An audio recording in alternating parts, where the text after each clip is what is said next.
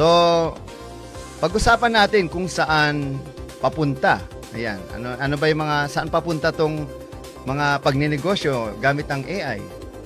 Una-una, agriculture. No? Siyempre, sa agriculture, kailangan natin yan para mabuhay. Dahil pag walang agriculture, wala tayong kakainin. Andiyan ang food nang gagaling, di ba? Mula gulay, prutas, mga baka, manok, ano pa? O di mga gulay, yan, siyempre. At bigas.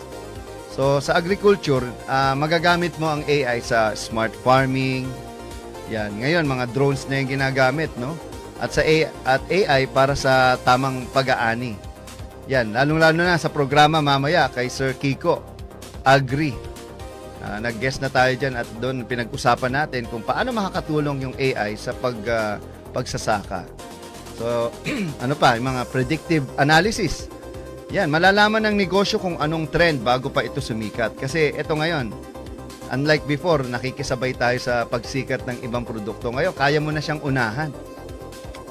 Lalong-lalo na ngayon, merong nauuso, no? Yung tinatawag na vibe coding. Ano ba yung vibe coding?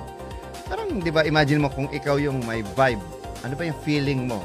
So, kung ano yung i-discuss mo, sabihin mo ka sa AI, yun ang gagawin niya. Okay?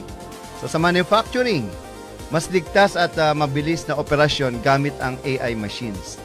So, imagine niyo kung dati yung mga unang panahon, no, tao ang ginagamit.